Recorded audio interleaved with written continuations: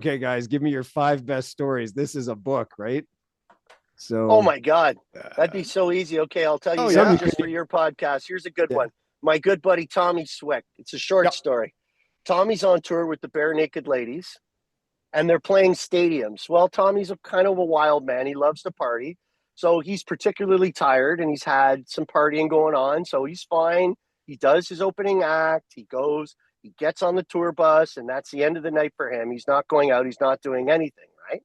So, he gets in the tour bus, and you know what the tour bus is like. You go in your own little cubicle, you close the curtain, and you're in your little coffin, and that's it, right? Yeah. Right. So Tommy finally, wow, I had a good sleep. And he wakes up the next day and he undoes the thing and he comes out in the tour bus and he got on the wrong tour bus. Where is he? He woke up in like Atlanta, Georgia. And people, the greatest thing is nobody knew he was in there. They were going, who the hell are you? How the hell did you get on this bus? That's so awesome. So he had to call the guys in the Bare Naked Ladies, and he had to fly himself. He had to get to an airport and fly himself back to the tour. It's awesome. That's an awesome one, man. That's good. That's really good. There you go. So, like I said, we could get some of our friends together and tell us the best road stories. And there you go. Oh, that's We're opening awesome. the show with that story. There you go.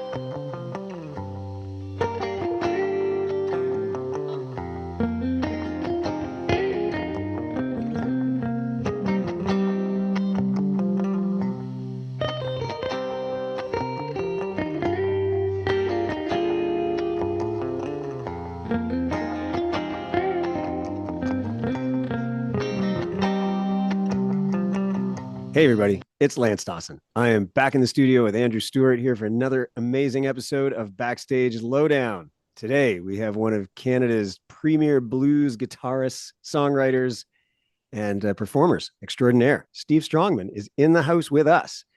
Also, along with Steve Strongman, is a nice reminder that we are sponsored by Look Digital Marketing.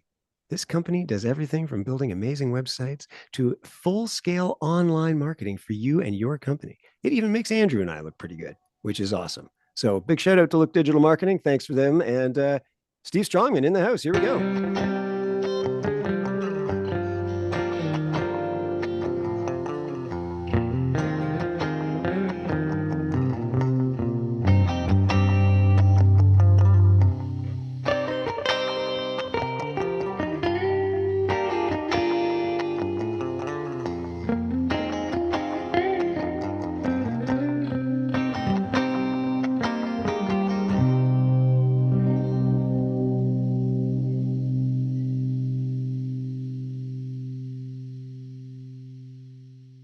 Okay. In a moment, there's the man. There it is. Hey, How's it guys. going, Steve? Look at this. He's driving. We can't do a podcast. He's driving. I'll Don't tell get you. in an accident. No, God, no. I'm not driving right now, but where I'm staying, they're doing all this loud renovation to interrupt the audio, if you know what I mean. I appreciate that. And if gotcha. you're at a drive-through, I'll take a steep tea, 2 milk, 2 sugar. I think that's where we're headed with this. Yeah. Is this, How you doing? Is this sponsored by Tim Hortons, this podcast? Yeah. Yes. Yeah. And we're hoping that we're going to use the money to help Tim Hortons be just more consistent. Right. Is that what you want? Everything it is, because every time I order something, I drive away. I'm 5 kilometers away. I say, hey, I ordered some tea and this is a pie and ice cream. What the hell is this? It's not even close. Not even close. Wow. Yeah. I hear you, man. I got pie issues, man. Isn't bad.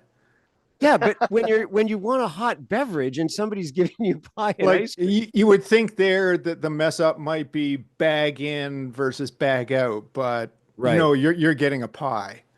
getting a pie. And I think it's important that when we discuss issues of national security, like this Tim Hortons issue, that we have Juno Award winner Steve Strongman on board instead of just some other Canadian yuts that, right? We got to get this guy live. Steve, thanks for joining us, man. I'm Lance, just to let you know. And Andrew. the other handsome dude is Andrew Stewart. Yeah. Lance and Andrew, thank you very much for having me, both you guys. No, we great to be on. appreciate you taking the time, man. We really do. Well, we're both KW guys, so watching you and Zabo over the years and stuff, it's nice to have you back in the house, right? So that's great. That's We're, amazing. KW yeah, guys. Wow. So yeah, those are, my stomping grounds, of course, Yeah. right? Yeah, we're excited absolutely. to get you on the show. Now, when we were first trying to make arrangements last month, I think you were on your way out to LA to do a bit of writing. Is that something that you can talk about now, or is that still a little hush hush, or what was It is happening not there? hush hush. I'm happy to talk about that, but the main reason for me to go to Los Angeles was actually to go to the Grammys. Oh, The nice. Grammys. That's an Yeah. award show, right? That's a little thing that's going on out there. Yeah, so I was doing some writing, but the main reason for the trip was to go and celebrate the record that I made with the fabulous Thunderbirds, and the fact that that record was nominated for 2 Grammys. And as you guys may know, I wrote all the material on that record with Kim Wilson, and I co-produced the record with Kim, and I played a lot guitar on every track. That's Wow. awesome. That's fantastic. And so what was the experience like? Was this your first time at the Grammys, Steve? This was my first time, yeah. And what was that experience like? I loved it. It made me want to keep working so I can get an opportunity to go back. Sure. It's great. I mean, obviously, it's a world stage of music, and the greatest thing about the Grammys for me was during the day they give away about 85 Grammy awards during the day. At like a pre-Grammy celebration, and the Junos do the same kind of thing. So the televised portion of it is really just such a small part, and that's more just like the pop stars are there and the performances are there and everything. But during the day is when you're in the room with thousands of other musicians, artists, industry people, and you get a chance to meet fantastic people and just celebrate music. So it was really an incredible experience. Just to be in a room of all those people, like you said, and having that many artists in a room, that's pretty amazing. How does the invitation show up for that? Is there like a butler that shows up at your front door with a golden envelope, or A or do you butler? just or do you just What are get a you? Are you text from like saying 1965? A you're in? butler? Just What the hell here's is the wrong with secret you? knock. Just come to the back No, door. I'll tell you what happened for me was it was all through the fabulous Thunderbirds because they're the Yeah. artist, and they received the nomination and all of the stuff that goes along with that. So I mean, Kim's been nominated 8 times for Grammys. Kim Wilson, of course, of the Hmm. Fabulous Thunderbirds. So for me, this was just, we didn't set out and start working together because we were like, let's see what we can do. Maybe we'll get nominated for a Grammy. It was just to try, and the songs went really well when we were writing with them. And then they asked me to be a part of the production and all of that stuff. So that whole process was very unique in itself because of the way it all came together. And it was like the Grammys were it was like the cherry on top, really. You said you'd written with Kim Wilson before, right? So that was a pre-existing relationship.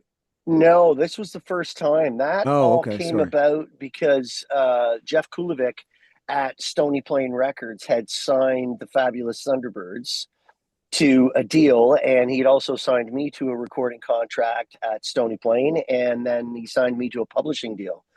So it all started with him, Jeff, seeing the Fabulous Thunderbirds on I think the legendary Rhythm and Blues cruise or one of those cruises, and he immediately said, "These guys should write with Steve. I really think that it would be a good fit."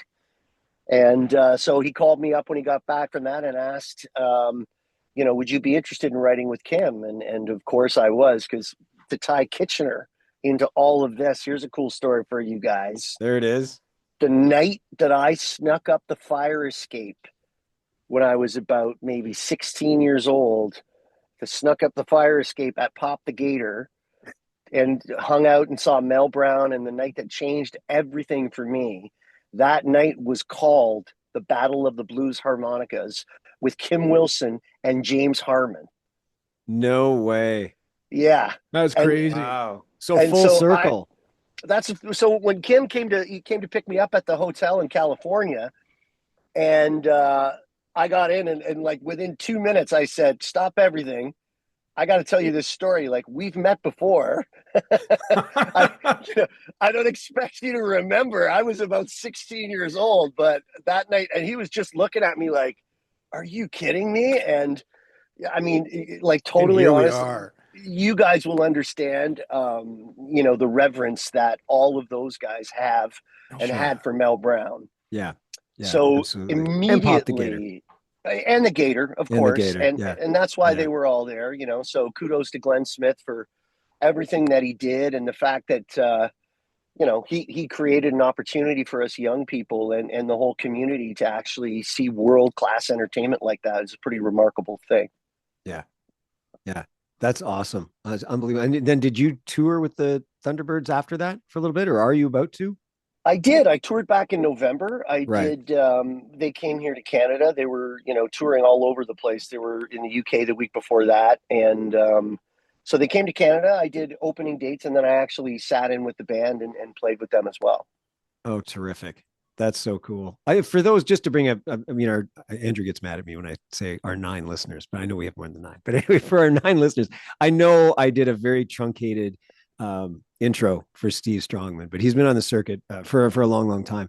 But the thing that impresses me most, Steve, about you, because I know I've not met you before, but that you've been not it's not just about winning awards, but you have been recognized by both Juno and Maple Blues Awards festivals, just not only for your blues guitarist, but a songwriter, the recording. So like you fire on all cylinders. You're not just a one trick pony, and I am so in awe of that. I think that's fantastic. So congratulations to you. Right? It's for those of you, I would just Thank you.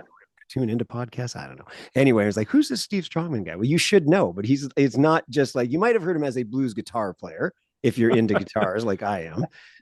But he's also a dynamite songwriter, which gets him hooked up with the Thunderbirds, and also, creating these blues recordings. So that's pretty amazing.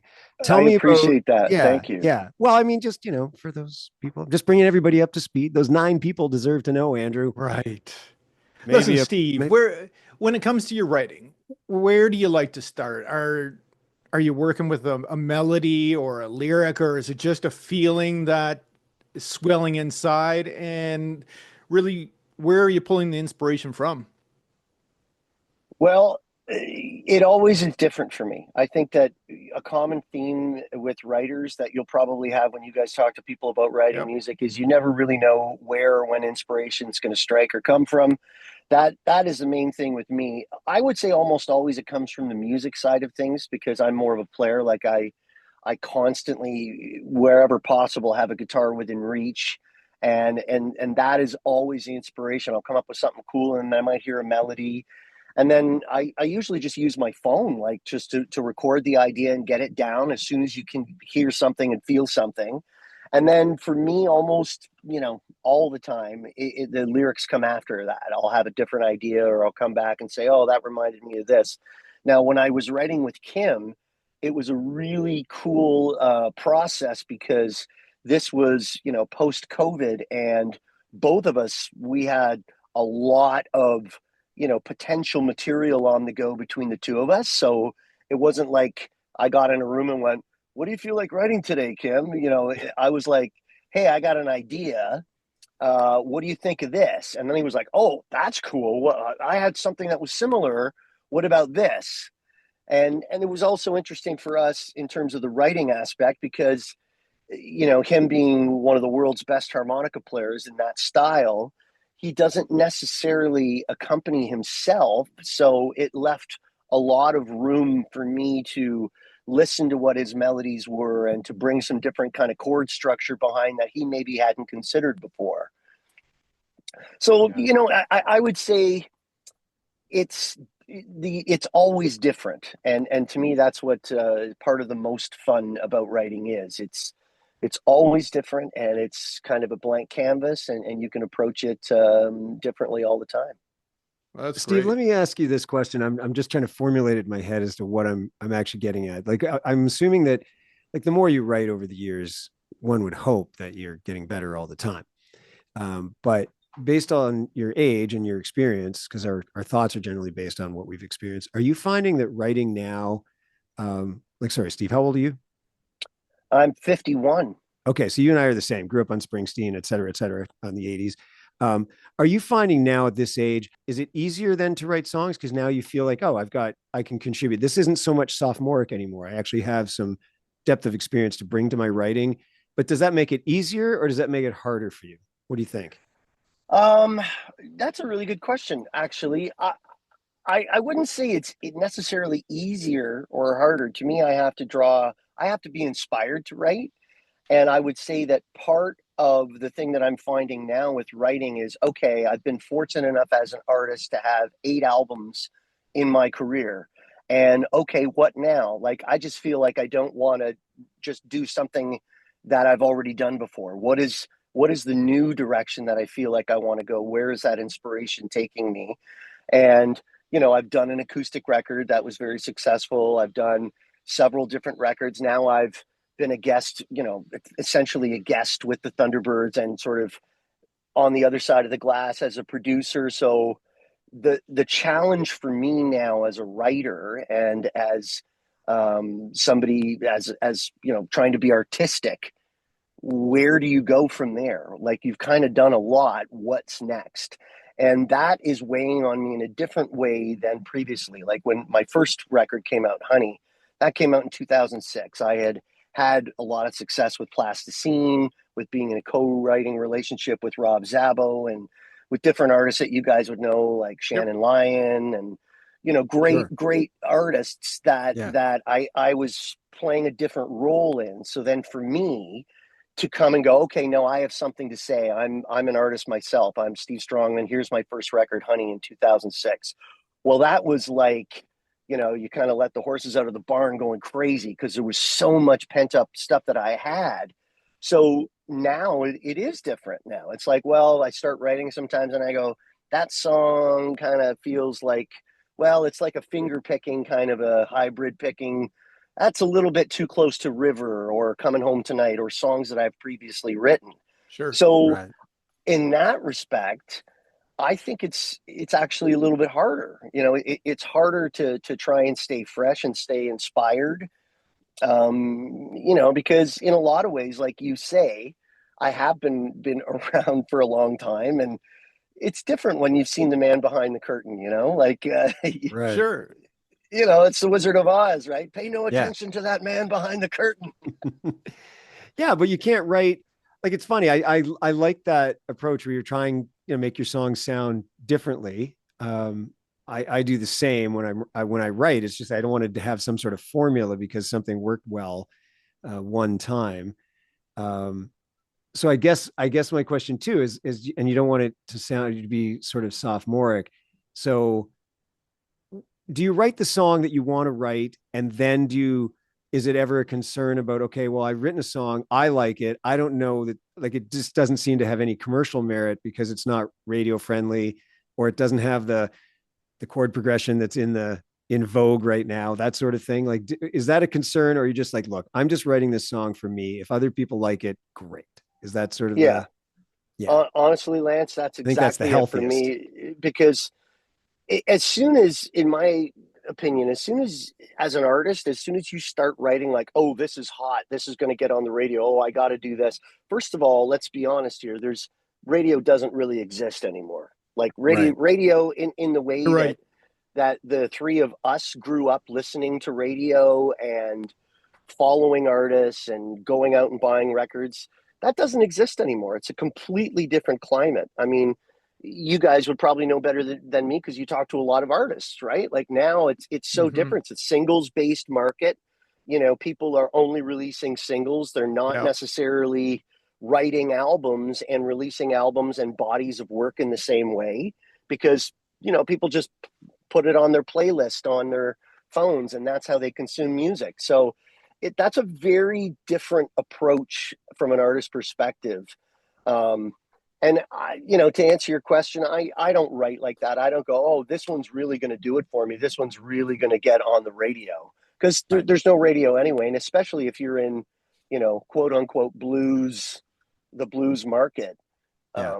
you're already up against it anyway. So you better just do something that you can get behind and that you can sing every night. Like that was one Yeah. of the things again that Kim and I constantly talked about. If I didn't like a lyric that he had written or that I had written, he didn't like it, vice versa, I would say, well, listen, at the end of the day, you're going to be the one singing this song. So you got to be able to get behind it. Right. Yeah. So we better change that lyric. Yeah, you got to change that lyric and be able to get behind it, or what are we even doing here, right? Yeah. Yeah. I think sometimes too, it's important to recognize demographic. Um, just in terms of like, hey, I'm writing this song as a 50-year-old guy, and somebody else in a different demographic might not even get what I'm talking about. So I can't really worry about that. Um, I find this a funny story. I don't know if you guys will find this funny, but I've written this song that is called Skipping Stones, and people seem to like it. When I'm out performing, they seem to like it. And it's basically about a friend of mine who went through a divorce, and skipping stones is a metaphor for just wasting time. I can't waste any more time with this. It's like skipping stones. Okay. So we all get the thing. I had a client of mine who was quite young, and she came in and said, "Hey, play something that's like alt country for me." I'm like, "Okay, great." I put on Skipping Stones, and I said, "Yeah, what do you think?" She goes, "I give it a 4." I'm like, "Ooh, like out of 5? Would that be okay?" And she goes, "No, no, no, like out of 10." Okay, so keep in mind, she's like a 16-year-old female, right? I'm a 50-year-old dude that wrote this song, and other 50-year-old dudes and people like this song. And she laughed, and I was like, 4 out of 5. Why? She goes, "It doesn't make me cry, and I can't dance to it. So what good is it?" I'm like, "Oh, right. Yeah, right. You're There's 16. a If you kick can't in the cry and teeth. you can't dance, it's shit." They just don't understand it. No, but to Steve's bigger point, you better write for yourself, because Yeah. what do I know about writing something for a 16-year-old person anymore, right? I just don't have that kind of angst. Well, I totally understand, and that is funny, Lance. But to me, it's the old adage songwriters used to say, well, "It's none of my business." I wrote a song, but really, it's none of my business. Like, whether you like it or whether you don't like Right. it. That's after you put your song out into the world. Yeah. It's who knows what people are going to think. Like, I love this song that Rob Zabo wrote once, and I'll have to think of exactly what the lyric was. It was um, "Meet me at the door like I'm home. We'll talk about the warm or the cold." And my wife thought that Rob had said, "We'll talk about the war."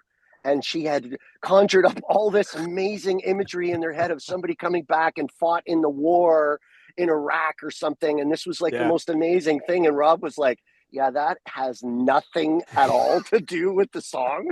I am But notorious for that, not hearing Yeah. lyrics right? correctly But now that you and mention it, let's completely rewrite it. That's changing the great. song. Yeah, but yeah, it's like, actually, yeah, that's exactly what it's about. That's way better than what I had. That's But golden. Write that down. Out comes you, the pencil.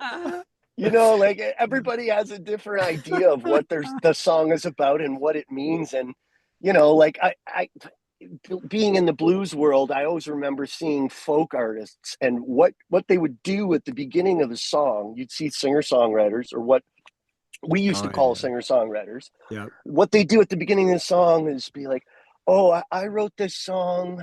I read in the news there was a plane crash and all these people had their seatbelts on and This it is really great. affected me." And then they Yeah. start singing a song and it's like, "Oh, you plane crashed and you still had your seatbelt on." I was like, "What the hell is that? Like, why do you have to explain exactly what the song is before you sing it? Just sing the We'd figure song." that out. We figured Oh, that out. yeah. You know what, Steve? That is so great. Have you ever done? Remember back in the day, in your when you're at a different level. So I'll still go out and do like singer songwriter nights, and you're exactly right. And it's required. People come up and say, "Look, it's a singer songwriter night, so people want you to talk a little bit about your song." I'm like, I don't want to talk about it.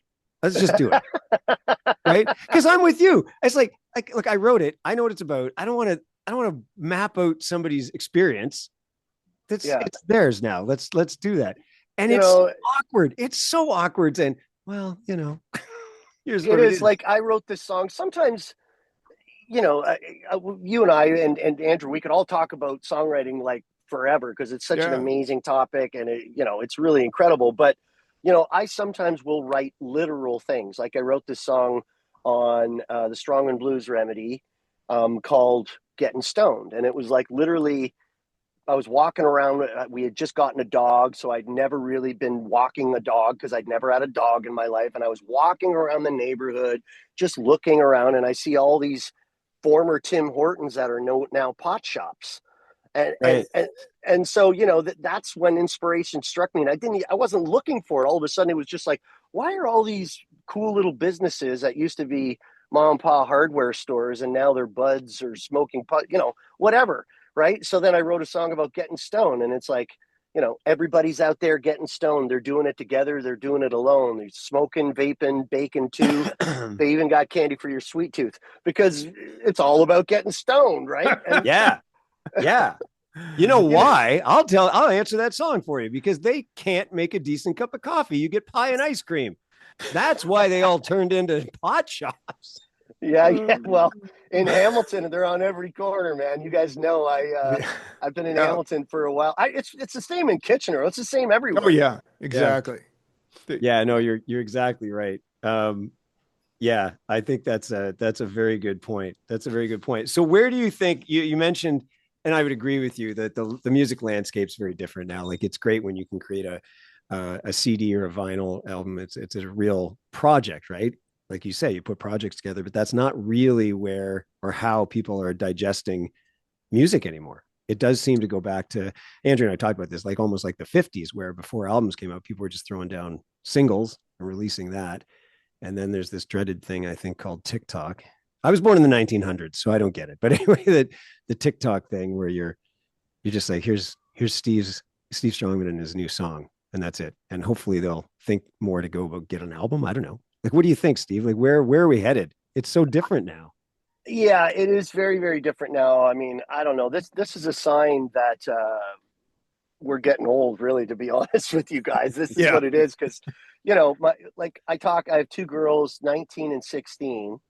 And, I like to think of myself, I try and be a current cool dad. You know what I mean? I try to desperately. I'm sure they would tell you that. Yeah. Yeah, if We're I'm with you. failing. Yeah, okay, I'm trying, right? But I think what it is now is you try and put your music out there, and what you're trying to do is build a dedicated fan base of people that love what you do. You're trying to get Instagram, TikTok followers, people on your Facebook page, people on your email list. And that's really what you're trying to do. Like the idea of people going, "Oh, I'm a huge Steve Strongman fan. I'm going to make sure I buy all his records." Like that just doesn't exist anymore, because even when I go out and play live, um, which that climate has changed drastically. Live performance has drastically changed. It's very different. The cornerstone of my career and my 35 years of playing music for a living has been live performance. And I don't want to be all doom and gloom about it, but flights are up, hotel rooms are up. Now people are like, man, I'm just gonna, like, even me, next month or in May, I'm gonna fly out west. I'm not gonna be on the road for an extended period of time. I'm gonna fly in and start in Alberta, head to BC, play a few shows, and fly back home That's because it. I can't afford to stay out on the road and do the long drives in between and grab a hotel room on a Tuesday night because there's nowhere to play. It's too Yeah. expensive. So now I'm having to go, okay, well, what's this look like now? Okay, well, pare everything down. You're not throwing 5 guitars and 2 amps in the van and getting with the guys anymore. You're flying out there and doing a solo show. Right. So it's really, really drastically different. We'll say, and I hate this aspect of it because I personally believe that there's nothing like being in the room with live music. You got to be in the room Agreed. to really get it, right? It just doesn't do the same kind of thing for me when I'm sitting in front of the computer with a guitar in my hands. It's cool. Like during the pandemic, we all did it because we had to, Right. Yeah. but you're staring at a screen. You're not going to get emotion really from the screen when you're trying to play. And all of a sudden you open your eyes and there's nobody in the room Yeah. because, people are holding up their hands on a computer screen trying to clap or something, right? So, Steve, this leads me to my next question. It's not a fair question because the question was sort of leading to say, hey, is it still possible to make a living as a musician in Canada? Because I don't know how. I did this interview a while back. Somebody was asking me about the state of live music in KW. Do you know Betty Ann Keller? She produced the Rock This Town documentary. I don't know I if you've don't heard of think that. so, but I'll Yeah, check it it was out just for about sure. the documentary is awesome, and it explores the rich musical history of Kitchener-Waterloo, right? Like Elton John played the Bomb Shelter back in the day. Kiss has played Wilfrid Laurier's Jim. Like there's a plethora of big names that have come through, and she did this great documentary on it. And she really was excited about wanting KW to have a grassroots movement and people, so they didn't feel like they had to go to Toronto or to Montreal to actually be a musician. Right. You could be in KW and we'd have a rich musical tapestry because we do. We have yourself included. We have the pantheon of amazing musicians that have come from this area. And I said to her, I said, this is kind of my issue, because if you talk to most of us, nobody's really a musician to make money. But at the same time, it's really hard if you've devoted a lot of time and effort and you've gone to even the trouble of buying a decent instrument to play, and you're still making the same as, like, if I go out and do a solo gig or even with my band, we're making the same as I made in my 20s. Like nothing has moved, right? And to your point, the gas to get to that gig is quadrupled and guitar strings are expensive and blah, blah, blah. So I guess I'm asking you the impossible question is, how do you see moving forward? How do we solve the issue? Because as you know, there's musicians at every level, right? You're certainly, certainly lots of rungs above where I'm at right now, but we're all sort of facing the same thing where you've got solo gigs. I'm assuming you're not going to leave your house until they pay you a certain price. But as you said, you can't run 5 or 6 gigs together because you can't afford to be out there. You're not doing it to lose money. How do we solve this problem? Well, it's a real problem, and you're exactly right. It's something that we all have in common, no matter what level you're at. So we could talk at length, in my opinion, about what the real issue is, and it depends the level that you're at. So those gigs that, if you're going out, there are gigs out there where the Blue Jays are playing and you're sitting in the corner, and God bless people that are playing cover music for a living. I did it for many, many years of my life. Sure. I get it. But that's a very different climate than you trying to say, I'm an original artist. I have something to say, and I wrote a bunch of my songs, and I want you to pay a ticket price, come in, sit down, and be quiet and listen to what I have to say. That's a completely different dynamic, right? Right. So I think what's happening now is smaller rooms for higher ticket prices. That's really the only way that you can do, because the people are out there. They're few and far between, but there are audiences that will still pay for that experience.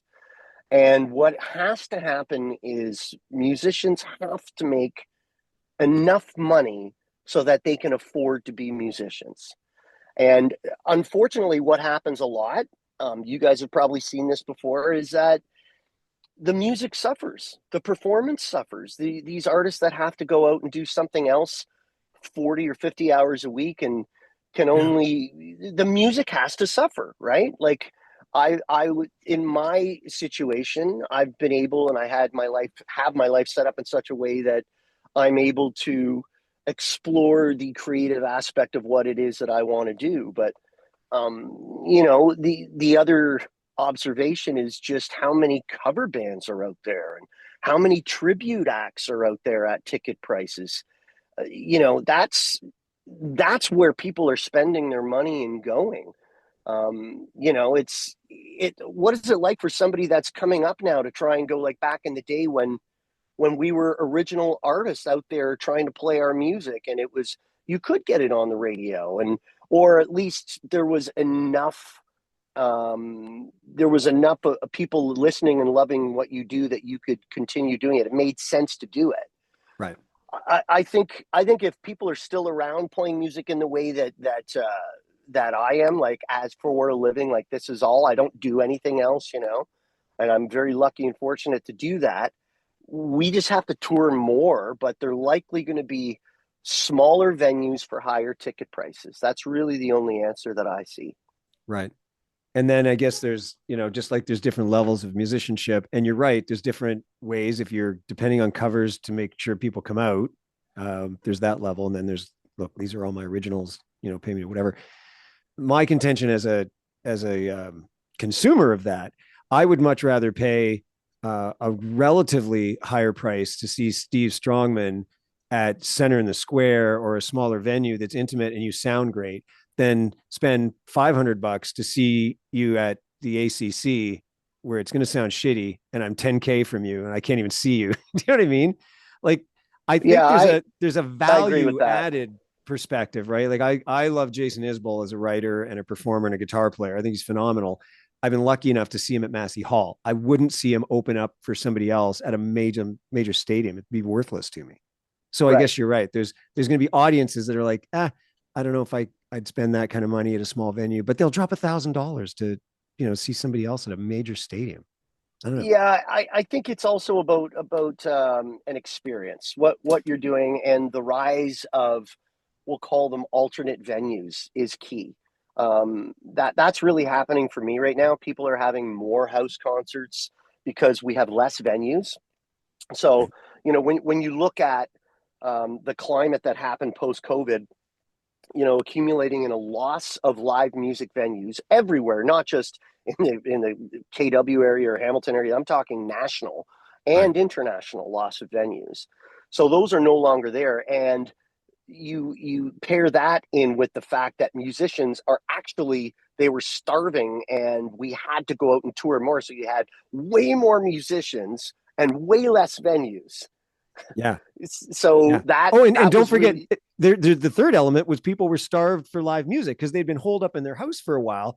So you had so much consumerism. Like, God, I would just love to listen to a live band or a live guitar player. So there was the demand, but again, the lack of venue, right? So right. there So was three components. Right. exactly. So now I see, I think what's happening is, and I'm encouraging it too, like, hey, smaller house concerts. And I know people that are huge supporters of live music that go, I've got a venue. We bring a bunch of chairs into the living room of our house. We charge $70 a head. There's some finger foods that people bring. And then that becomes an experience. It's dead quiet. It sounds amazing. There's meet and greet aspect that you're meeting people. Then it's like, oh my God, I can't get that anywhere else. You don't get that when you go to a huge venue, like you were saying. You don't get that experience. But Right. I think that is where, depending again on the level that you're on, that is where we're going to have to start turning towards to make a living. That's a great Yeah. idea, actually. Yeah. Well, you do hear about a lot of backyard parties, and Andrew, you've been to a couple of Yeah. local ones, right? So, what do they have? The KW porch party now, which is sort of what Yeah. Steve's talking about. Yeah. So, I mean, to me, house concerts and house parties are a different thing too. I always, Right. you get, if somebody's a Steve Strongman fan and they were to get in touch with me and go, hey, we really want you to come and play, but we're not talking about guys sitting around with a huge bonfire and a couple of cases of beer. That's cool too, but Sure. That's not what we're talking about. no, the thing we're talking about is like, okay, it's like there's as many people in a room as you can possibly get comfortably, and everybody's dedicated and seated and listening, and you're playing your material, and it's an experience. I think Yeah. that there's going to be a rise in those types of. Well, there has to be, because what else is there? Like you Yeah. guys like me, like you're not going to be playing sit down theaters every night. Even successful touring acts that are friends of mine that are my contemporaries, like they don't play Massey Hall every night. It's just not happening. No. You Yeah. got to make Much. enough money at the time, even when you're doing those great venues, and when you're getting the opportunity to play great festivals, you need to make enough money to sustain yourself for the leaner times that are going to happen throughout the rest of the year. Right. But then to your earlier point, in order to get there, you've got to create the material that's worth hearing or that people relate to or whatever the product is. And if you have to work a couple of jobs just to survive, then yeah, the creativity and or music is going to suffer. So it's cannibalistic in that regard, right? Well, yeah, I was talking with a friend of mine who's a killer guitar player, and he's like, I can't wait to play a gig because it's probably the only time I'm going to have a guitar in my hands. Like the rest of the time, people don't see how much time and effort it takes to get all of that stuff so that you're on stage ready and, performing in the way that you want to perform. Well, you have to have so much time and energy and all of the other things that go into a performance before you even get on the stage. Once you get on the stage, that's payback time for us. That's, oh, Yeah. this is why I'm doing it. This is Right. why I just had 2 plane fares and, a 4-hour drive to get to sound check. This is why I'm doing it. That's your time, right? Right. And And it's if so you short don't by have comparison. it is, but if you don't have the time, all of a sudden you're up there going, "What the hell am I doing here?" Like, I can't even remember the lyrics to the song because I've been so busy doing something else so that I can try and sustain myself to even get to this point. It just doesn't work, right? Yeah. Yeah, Yeah. there's Good a lot of point. work that goes into that. So when you're talking about those hours and hours to prep to get on stage, do you have any pre-show rituals that you always go through, or are you just a guy that walks up and plugs in and away we go? That's a great question. I do have I call it my pregame ritual. Yeah. And what I do is usually about 30 minutes before the show, maybe 20 minutes before the show, I sit down by myself in the dressing room and I just like to be alone. And I have a blank sheet of white paper and a black Sharpie and a cold beer. And I just think about the show and I sit down and I write my set list. Even if I have a set list that I'm working from, it changes in my mind because I try and put myself into that environment. And by the way, I always like to be in whatever space that I'm performing in. I like to be there for at least 2 hours before the show. So that's kind of a Yeah. pregame ritual to me. Mhm. And I play harmonica to do like a vocal warm up without stressing my voice. I because it works your diaphragm, and I sort of do that technical aspect and the guitar playing aspect of it.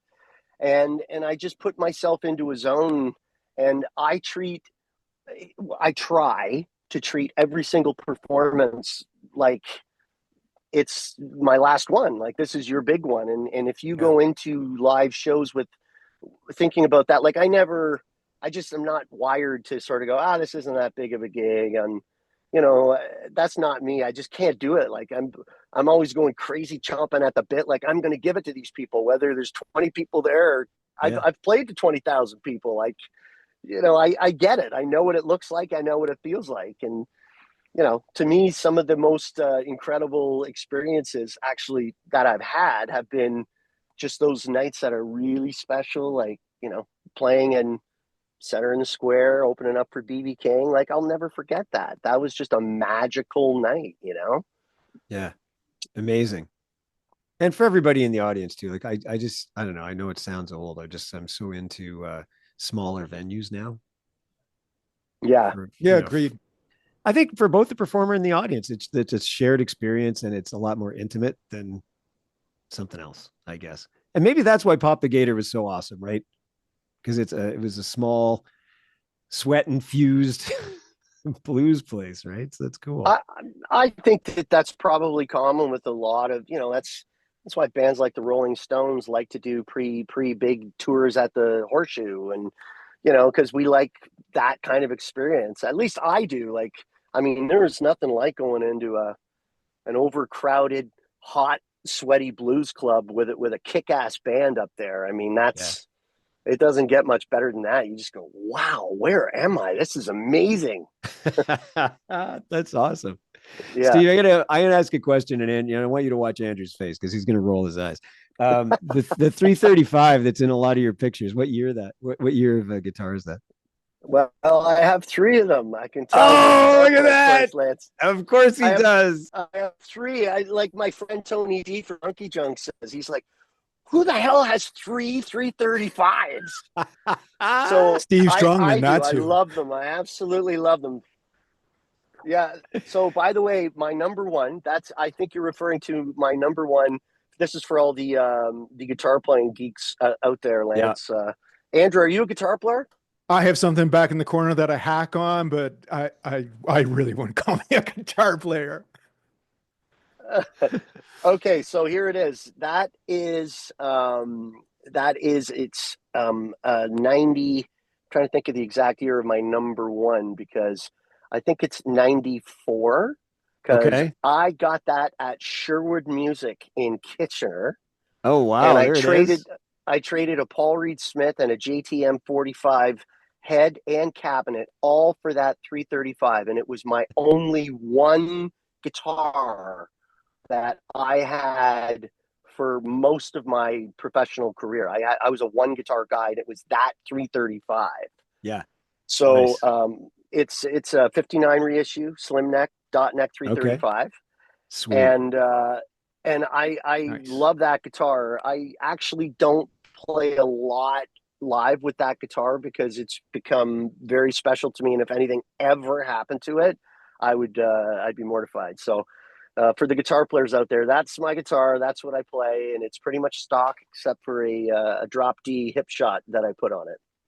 Wow. All right. Cool. And then you bought two others to take on the road with you at some point. Exactly. I'll tell you exactly what happened there. I had to have a second 335 because if anything happened to my 335, I still want to be playing a 335. It stands to reason. You're preaching to the choir, brother. Anyway, yeah. Exactly. Of course you had to. Second 330. Yeah, of course. I bought a second 335 and the neck broke on it because I had flown a show in Quebec City, and it was my fault. I didn't have it in a proper case, but long story, the neck broke on it. I pulled it out of the case. And I was like, what the hell is this? Anyway, I went to my good friends at actually at Long and McQuaid here in Hamilton, and they said, take another 335, whatever one you want, we'll loan you till yours is fixed. Yeah. So I took an absolutely gorgeous candy apple red 335 custom shop. Nice. And I was only supposed to have it for 2 months, and they fixed my other one, and I took the candy apple red one that was on loan back to the store, and they said, okay, great, how did it work? And I was like, I have to have it. I have to buy this guitar. So never went back. I'll tell you guys, you know what happened? I fell in love with that guitar, and they were like, well, Steve, you're a Gibson endorsee. You can probably get a better deal if you go through Gibson. And I was like, no, you don't understand. It's this one. This guitar. So that is the story of why Steve Strongman has three 335s. I may have met my soulmate.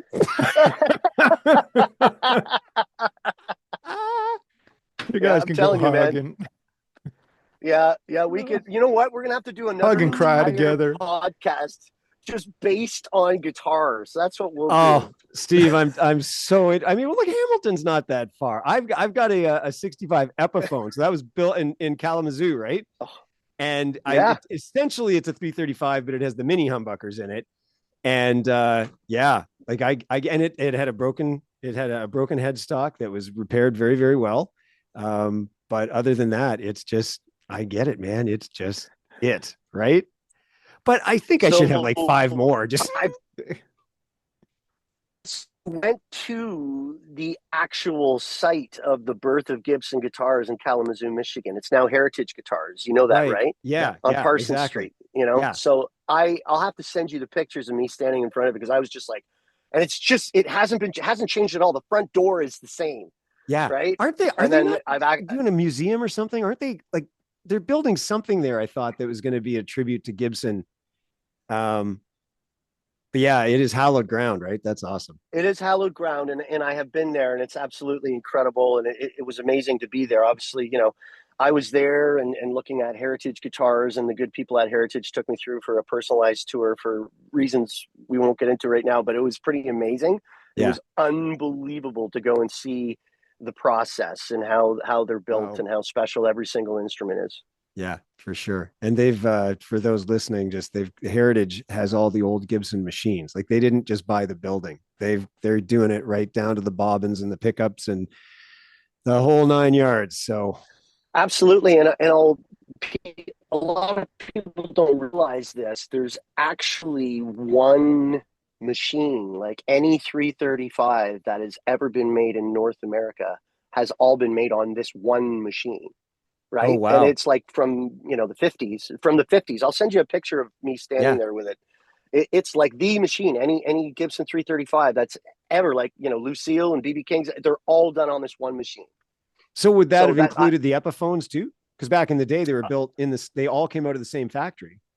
That probably would have, because the templates are all the same, right? But I'm not sure. I definitely know for the Gibson 335s it was that, but for the Epiphones, I'm not exactly sure. The only difference, it's the a pretty bodies were the remarkable same. thing. Yeah, the bodies were the same. The neck tendons were longer on the Epiphones.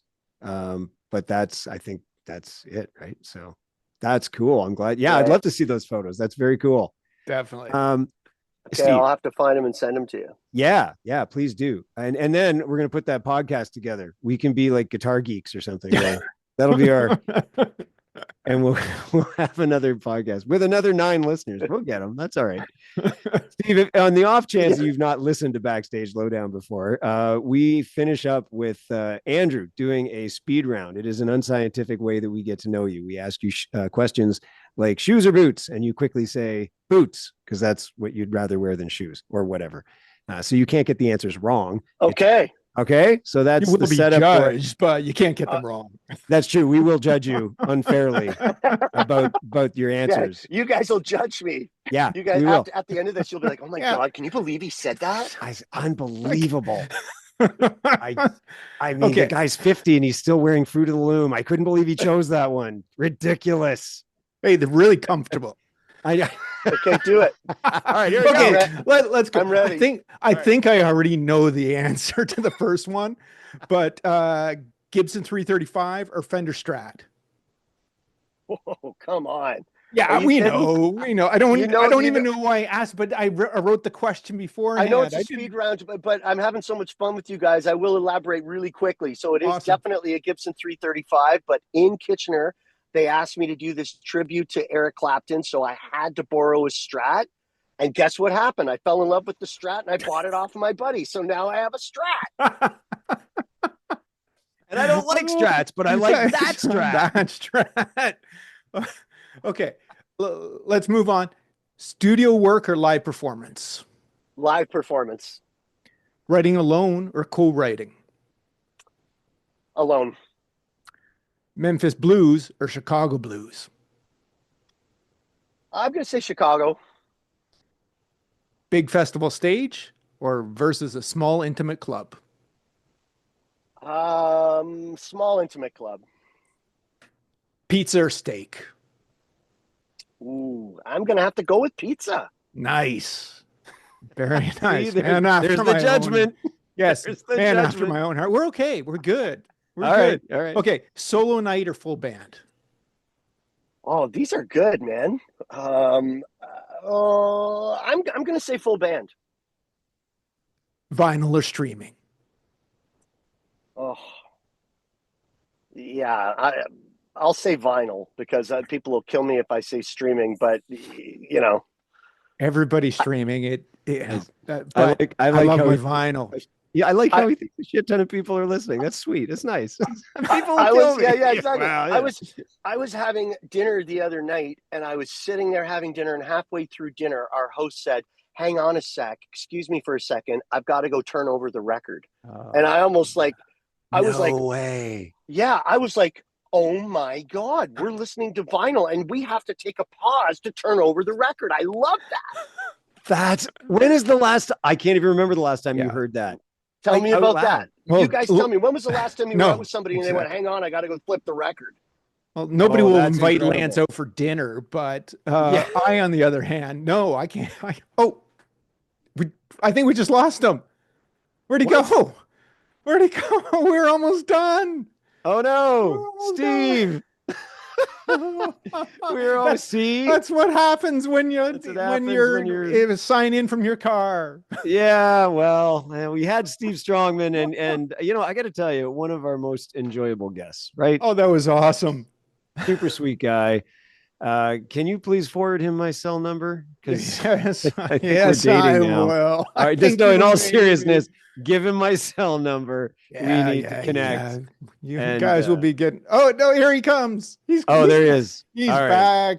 He's back. Yeah. I don't know what happened, guys. That's okay. That's okay. At least you didn't crash. Did you on a date now? I know. I said, make sure you give Steve my cell number. We have more to talk about. I'm going to come back. I'm going to be coming back on and go, were they talking about me? Wait, I'm going to go back and check if you guys were talking about me. Yeah, we were. Well, it was me asking Andrew to give you my cell number. Make sure he gets my cell. We got to hook up. We got to go talk guitars. Yeah. Not that my wife ever listens. Round. Yeah. All right, go ahead. Okay. Crowd of fans or a crowd of strangers? I'm going to go with Crowd of Strangers. Nice. I'll tell you what, Steve, I that was my contribution to Andrew's list. And I tell you why I put it in there, because while it is always kind of nice to play a gig where people come out and support you and, you know, it's all great. I love nothing more than to go to like a different town where I know nobody and try to win that crowd over, because they owe me nothing. And there's something uniquely satisfying about that. So I thought I'd throw that in just to see. I totally agree with you. And there's also the aspect of there's no preconceived notions. Like, you know, it's always weird when you're up there performing and you're like, oh my God, I think that's my babysitter from when I was in grade 3. You know, that's a little different, you know, that's right. And you're she's so hot. Hey, Martha, you're looking good. Yeah. You're standing with your foot on the monitor and pointing your guitar, and then you're going, oh, that's kind of inappropriate. Okay. Last but not least, harmonica or trumpet? Come on, harmonica, man. Are you kidding? There we go. Who wrote that? And that. Who wrote harmonica or trumpet? Another. Where does that even come from? Trumpet? What the hell? You got that question because I could not read Lance's last question. I felt like an idiot. Lance, give me your last question. I gotta have it. Give me the last question. No, you know what it was? It was weird because all three of us are like 50-year-old dudes, and I was going back to some ridiculous lexicon for pants, and I was like, "How about trousers, slacks, or dungarees?" I was trying to like, it was the dumbest question, but it was all based on us being like these 50-year-old guys that grew up on Scooby Doo and Springsteen. I wonder if you were with the 100 or 200,000 listeners that we have right now. Yes. I wonder if you said slacks to the younger generation, if they'd even know what you were talking about. No, quite often they do not. That's something that you guys can say on your, the podcast. You can, next time you're out and you see somebody, you go, hey, those are some nice slacks you've got on there. Yeah. Steve, we lost them at Turnover the Record. They're like, what the hell are they talking about? The return to vinyl craze is being led by the three of us. Like it's literally, it's a 50-year-old dude club that are, resurgence of vinyl. And I still, I talk to kids, hey man, you want this record? You're like, what are you talking about, old man? But your babysitter, Martha, she's what's last? Oh, that's right. I got a song about Peacock Blue. This is I'm giving you guys the gold here because they can only get it. All these people can only get it if they tune into your podcast, right? Yes. So this made me feel a little bit strange in an old way, because I was doing this corporate thing last week in Cambridge, and this woman, she was like, "Oh my God, I can't believe you're here." And she goes, I used to come and see you play 30 years ago. Ouch. And it hurts a little bit. It was like just a little. Oh man, just a little. Steve, I got one more question for you. I know I got to go. Everybody's got to go. I got one more question for you. I'll tell you. So, I want you to start thinking of like the lowest point in your musical career, and I'll give you mine so that you can start to springboard off that. Okay, I'm playing at a bar in Orillia, Ontario, the mecca of music, and it's a bar that's in a hotel. Okay, so it's a hotel sports bar or whatever, and the stage is like a riser that's 8 inches off the ground.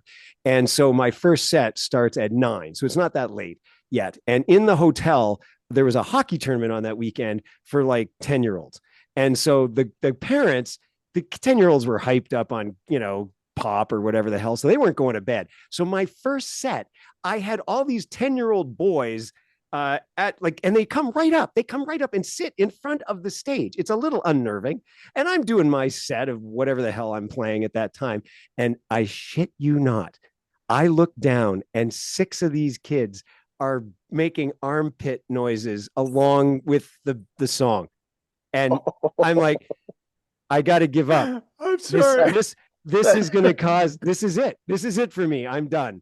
I cash out, I tap out. I can't do this anymore. I'm up here, I was like, I'm trying my best and I can't. This is awful, right? Okay. Pre-game ritual now. Yeah. You go, Steve. All right. Lowest point. Oh, I don't know. I mean, lowest point. There's been some tough ones. I will say that for sure. I think if you're in the business long enough, there has to be Yeah. tough ones, right? It's like the Spinal Tap. You know, if I've told them once, I've told them 1,000 times. Puppet show first, Spinal Tap after. You know, that's what it's like, right? So I once I was on playing a show, and the opening act was a tractor pull. Nice. Yeah, and Sweet. I don't know if that Nice. is like, that's not necessarily the lowest kind of, oh my God, what am I doing here? I was that was kind of difficult, and then I was doing a festival. The festival shall remain nameless, but I was playing a solo show, and there was like a lot of people there. I'm going to say like 2,000 to 3,000 people. And then this guy came out, and he stood directly in front of me, took off his shirt, and shotgunned a King can right in front of me and threw it on the ground. And he got more applause than I did. That's the real kicker. I'm doing that at Atlanta's next show. Like, It's he the pulled it out, man. applause. He had the pen ready to go. He slammed the King can. He had his shirt off, and I was standing there going, "Where am I right now? That's awesome, Like, man. what is going on?" And people went nuts. They were like, "Okay, finally, somebody's doing something." That's right. Those are road stories, though, that you'll never forget. Yeah, that's true. That's the beautiful thing. That's awesome, dude. Hey, what you do, you just want to be into the future, right? You're like, hey man, that guy's going to the Grammys. Shut up. Yeah, I know. Yeah, exactly, man. So So great. Honestly, it used to be a ridiculous kind of joke that my friends would tell me when I would tell them stories. They'd say, seriously, you got to write a book. Like you got to write a book, because I tell them these stories that you can't, you can't make up, right? No. And now I think I'm old enough that I'm like, I don't know, maybe I could consider it. Yeah. Maybe Now's it's the time to start telling some road stories. Yeah. I got lots of them. At the very least, a compilation of like, your 5 best musician friends. Like, okay, guys, give me your 5 best stories. This is a book, right? So, oh my God, that'd be so easy. Okay, I'll tell you just for your podcast. Here's a good one. My good buddy Tommy Swick. It's a short story. Tommy's on tour with the Bare Naked Ladies, and they're playing stadiums. Well, Tommy's kind of a wild man. He loves to party. So he's particularly tired, and he's had some partying going on. So he's fine. He does his opening act. He goes, he gets on the tour bus, and that's the end of the night for him. He's not going out. He's not doing anything, right? So, he gets in the tour bus, and you know what the tour bus is like. You go in your own little cubicle, you close the curtain, and you're in your little coffin, and that's it, right? Yeah. So Tommy finally, wow, I had a good sleep. And he wakes up the next day, and he undoes the thing, and he comes out in the tour bus, and he got on the wrong tour bus. where is he? He woke up in like Atlanta, Georgia, and people, the greatest thing is nobody knew he was in there. They were going, "Who the hell are you? How the hell did you get on this bus?" That's so awesome. So he had to call the guys in the Bare Naked Ladies, and he had to fly himself. He had to get to an airport and fly himself back to the tour. It's awesome. That's an awesome one, man. That's good. That's really good. There you go. So, like I said, we could get some of our friends together and tell us the best road stories. And there you go. Oh, that's We're awesome. opening the show with that story. There you go. Jeez. Steve, this has been a real pleasure, man. I can't tell you how this has just been a really nice ride. So thanks, man. Thanks for joining us today. Lance, really appreciate Andrew, it. Thank you. I really enjoyed talking to both of you guys. I really had a lot of fun. And thanks so much for having me on.